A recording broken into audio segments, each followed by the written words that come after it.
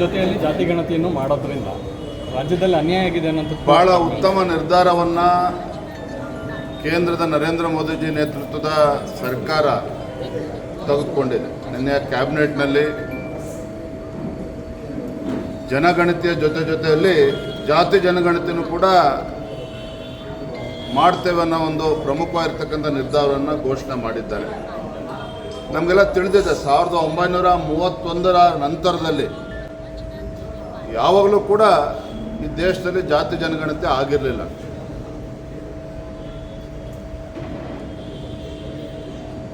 ನರೇಂದ್ರ ಮೋದಿಜಿಯವರ ಇಚ್ಛೆ ಈ ದೇಶದಲ್ಲಿರ್ತಕ್ಕಂಥ ಪ್ರತಿಯೊಬ್ಬ ಪ್ರಜೆಗೂ ಕೂಡ ನ್ಯಾಯ ಸಿಗಬೇಕು, ಎಲ್ಲ ಸಮಾಜ ಎಲ್ಲ ಸಮುದಾಯಗಳಿಗೂ ಕೂಡ ಸವಲತ್ತುಗಳು ತಲುಪಬೇಕು, ಸಮಾಜದ ಕಟ್ಟಕಡೆಯ ವ್ಯಕ್ತಿಗೂ ಕೂಡ ನ್ಯಾಯ ಸಿಗಬೇಕು ಅನ್ನುವ ಒಂದು ಉದ್ದೇಶದೊಂದಿಗೆ ಇವತ್ತು ನರೇಂದ್ರ ಮೋದಿಜಿಯವರು ಪ್ರಧಾನಮಂತ್ರಿಗಳಾಗಿ ಇವತ್ತು ಸೇವೆಯನ್ನು ಸಲ್ಲಿಸ್ತಾ ಇರ್ತಕ್ಕಂಥ ಸಂದರ್ಭದಲ್ಲಿ ಒಂದು ನಿರ್ಧಾರ, ಜನಗಣತಿಯ ಜೊತೆಯಲ್ಲಿ ಜಾತಿ ಜನಗಣತಿ ಮಾಡ್ತೇವೆ ಅನ್ನೋ ನಿರ್ಧಾರ ಇಡೀ ದೇಶಾದ್ಯಂತ ಎಲ್ಲರೂ ಕೂಡ ಸ್ವಾಗತ ಮಾಡಿದ್ದಾರೆ. ವಿಶೇಷವಾಗಿ ನಮ್ಮ ರಾಜ್ಯದಲ್ಲಿ ಆಡಳಿತ ನಡೆಸ್ತಾ ಇರ್ತಕ್ಕಂಥ ಕಾಂಗ್ರೆಸ್ ಪಕ್ಷ ಜಾತಿಗಳ ಮಧ್ಯೆ ವಿಷಬೀಜವನ್ನು ಬಿತ್ತುವ ಮುಖೇನ ಇವತ್ತು ಸಮಾಜವನ್ನು ಹೊಡಿತಕ್ಕಂಥ ಕೆಲಸ ಮಾಡ್ತಾ ಇದೆ. ಹಾಗಾಗಿ ಈ ನಿರ್ಧಾರದಿಂದ ಅವ್ರಿಗೂ ಕೂಡ ಆಶ್ಚರ್ಯನೂ ಕೂಡ ಆಗಿದೆ.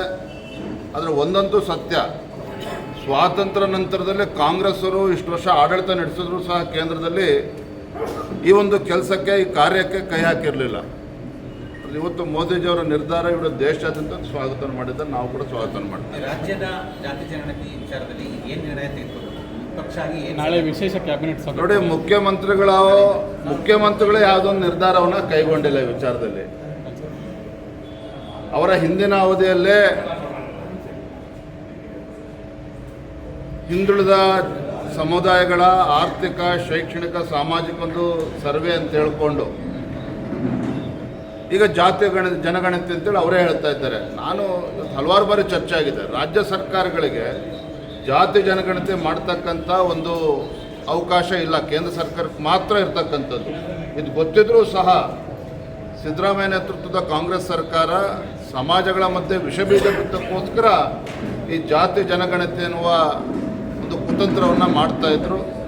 ಆದರೆ ಇದರಿಂದ ಕೇಂದ್ರ ಸರ್ಕಾರ ನಿರ್ಧಾರ ಕೈಗೊಂಡಾಗ ಇವೆಲ್ಲಕ್ಕೂ ಕೂಡ ಇತಿಶ್ರ ಆಗ್ತದೆ. ಸ್ವತಃ ವೀರಪ್ಪ ಮೊಯ್ಲಿಯವರೇ ಹೇಳಿಕೆಯನ್ನು ಕೊಟ್ಟಿದ್ರು, ತಾವೆಲ್ಲರೂ ಕೂಡ ಗಮನಿಸಿದ್ದೀರಿ. ಇದು ಜಾತಿ ಜನಗಣತಿ ಇವತ್ತು ಸಿದ್ದರಾಮಯ್ಯ ನೇತೃತ್ವದಲ್ಲಿ ಏನಾಗಿದೆ ಸರ್ಕಾರದಲ್ಲಿ 10 ವರ್ಷಗಳಿಗಾಗಲೇ ಆಗಿದೆ. It's outdated report. ಮತ್ತು ಕಾಂತರಾಜು ವರದಿ ಏನು ಕೊಟ್ಟಿದ್ದಾರೆ, ಆ ವರದಿ ಅಂತಕ್ಕಂಥವ್ರು ಕೊಟ್ಟೇ ಇಲ್ಲ, ಪ್ರತಿನೇ ಇಲ್ಲ ಅವತ್ತು ಸರ್ಕಾರದ ಜೊತೆಯಲ್ಲಿ. ಆದರೆ ಅದನ್ನು ಇಲ್ಲದೇ ಇದ್ದರೂ ಸಹ ಸಮಾಜಗಳ ಮಧ್ಯೆ ಒಂದು ಗೊಂದಲವನ್ನು ಸೃಷ್ಟಿ ಮಾಡ್ತಕ್ಕಂಥ, ಒಂದು ಕಂದಕವನ್ನು ಸೃಷ್ಟಿ ಮಾಡ್ತಕ್ಕಂಥ ಕೆಲಸ ಸಿದ್ದರಾಮಯ್ಯ ನೇತೃತ್ವದ ಕಾಂಗ್ರೆಸ್ ಸರ್ಕಾರ ಮಾಡ್ತಾಯಿದ್ರು. ಈಗಲಾದರೂ ಸಹ ಇದಕ್ಕೆ ಇತಿಶ್ರೀ ಹಾಡ್ತಾರೆ ಅನ್ನೋ ವಿಶ್ವಾಸ ನನಗಿದೆ. ಜಾತಿಗಣತಿ ಜೊತೆಗೆ ಆರ್ಥಿಕ ಶಿಕ್ಷಣ ಸಮೀಕ್ಷೆ ಮಾಡಿ ಅಂತ ಸಿದ್ದರಾಮಯ್ಯ ಹೇಳಿದ್ದಾರೆ. ಪ್ರಧಾನಮಂತ್ರಿಗಳು ಘೋಷಣೆ ಮಾಡಿದ್ದಾರೆ, ಕ್ಯಾಬಿನೆಟಲ್ಲಿ ತೀರ್ಮಾನ ತೆಗೆದುಕೊಂಡಿದ್ದಾರೆ ಅಂತ ಹೇಳಿದರೆ ಅದರ ಅರ್ಥ ಎಲ್ಲ ಸಮಾಜಗಳು, ವಿಶೇಷವಾಗಿ ಹಿಂದುಳಿದ ಸಮುದಾಯಗಳು ಏನಿದ್ದಾವೆ ಅವ್ರಿಗೂ ಕೂಡ ನ್ಯಾಯ ಕೊಡಬೇಕು, ಆ ಒಂದು ದೃಷ್ಟಿಕೋನ ಇಟ್ಕೊಂಡೇ ಮಾಡಿದ್ದಾರೆ. ಅದನ್ನು ಸಿದ್ದರಾಮಯ್ಯನವರಿಂದ ಕಲಿಬೇಕಾದಂಥ ಅವಶ್ಯಕತೆ ಇಲ್ಲ. ಕೇಂದ್ರವೇ ಜಾತಿ ಗಣತಿಯನ್ನು ಘೋಷಣೆ ಮಾಡಿರೋದ್ರಿಂದ ಮಾಡ್ತೀವಿ ಅಂತ, ಈಗ ರಾಜ್ಯದ ಜಾತಿ ಗಣತಿಗೆ ಯಾವುದೇ ಆಧಾರ ಅಥವಾ ಅದಕ್ಕೇನು ಬೆಲೆ ಮನ್ನಣೆ ಸಿಗುತ್ತಾ? ಏನು ಕಾಂಗ್ರೆಸ್ ಪಕ್ಷದವರು ಬೊಬ್ಬೆ ಹೊಡಿತಿದ್ದಾರೆ, ಅವ್ರ ಮುಂದೆ ಯಾವುದೇ ವರದಿನೂ ಕೂಡ ಇಲ್ಲ.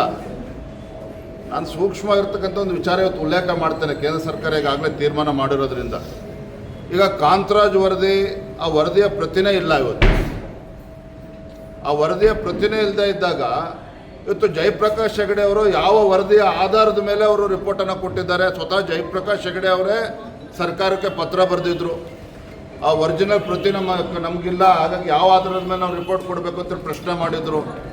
ಪ್ರಶ್ನೆ ಮಾಡಿರ್ತಕ್ಕಂಥವ್ರು ಹಿಂದಿನ ಅಧ್ಯಕ್ಷ ಜಯಪ್ರಕಾಶ್ ಹೆಗಡೆ ಅವರು. ವರದಿನೇ ಇಲ್ಲದೆ ಇದ್ದಾಗ ಜಯಪ್ರಕಾಶ್ ಹೆಗಡೆ ಅವರು ಯಾವ ಆಧಾರವನ್ನು ಇಟ್ಕೊಂಡು ಇವರು ರಿಪೋರ್ಟನ್ನು ನೀಡಿದ್ದಾರೆ? ಆಯಿತು, ಅವ್ರು ಹೊಸದಾಗಿ ಏನಾದ್ರು ಸರ್ವೆ ಮಾಡಿದ್ರಕ್ಕೆ ಎಷ್ಟು ಕೋಟಿ ಖರ್ಚಾಗಿದೆ ಅದೆಲ್ಲ ಬಹಿರಂಗಪಡಿಸ್ಲಿ. ಆದರೆ ಸಿದ್ದರಾಮಯ್ಯನವರು, ಕಾಂಗ್ರೆಸ್ ಪಕ್ಷದ ಈ ಸರ್ಕಾರದ ಉದ್ದೇಶ, ಸದುದ್ದೇಶ ಅಂತೂ ಖಂಡಿತ ಇಲ್ಲ.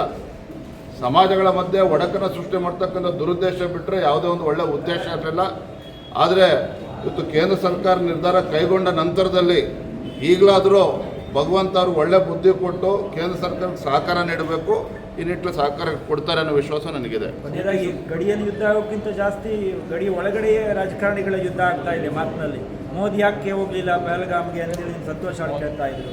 ಮೋದಿ ಗಾಯ ಕೆಲವರು ಪ್ರಚಾರದ ಹುಚ್ಚಿಗೋಸ್ಕರ ಕೆಲವು ಬೇರೆ ಬೇರೆ ರೀತಿ ಹೇಳಿಕೆಗಳನ್ನು ಕೆಲವರು ನೀಡ್ತಾ ಇದ್ದಾರೆ. ಅದೆಲ್ಲದಕ್ಕೂ ಕೂಡ ಪ್ರತಿಕ್ರಿಯೆ ನೀಡ್ತಕ್ಕಂಥ ಅವಶ್ಯಕತೆ ಇಲ್ಲ. ಆದರೆ ಒಟ್ಟಾರೆಯಾಗಿ ಪಹಲ್ಗಾಮ್ನಲ್ಲಿ ನಡೆದಿರ್ತಕ್ಕಂಥ ದುರ್ಘಟನೆ, ಉಗ್ರಗಾಮಿಗಳ ಕೃತ್ಯ ಏನಿದೆ, ಈ ನಿಟ್ಟಿನಲ್ಲಿ ದೇಶದ ಪ್ರತಿಯೊಬ್ಬ ಭಾರತೀಯರು ಕೂಡ ಇವತ್ತು ಒಂದಾಗಿದ್ದಾರೆ. ಅಂಥ ಉಗ್ರರ ವಿರುದ್ಧ, ದುಷ್ಟರ ವಿರುದ್ಧ ಒಂದು ನಿರ್ದಾಕ್ಷಿಣ್ಯವಾಗಿ ಕ್ರಮ ಕೈಗೊಳ್ಳಬೇಕು ಅನ್ನುವ ಅಪೇಕ್ಷೆ ದೇಶದ ಜನತೆದು. ಹಾಗಾಗಿ ಅಲ್ಲೊಬ್ರು ಇಲ್ಲೊಬ್ರು ಏನು ಹೇಳಿಕೆ ಕೊಡ್ತಾರೆ.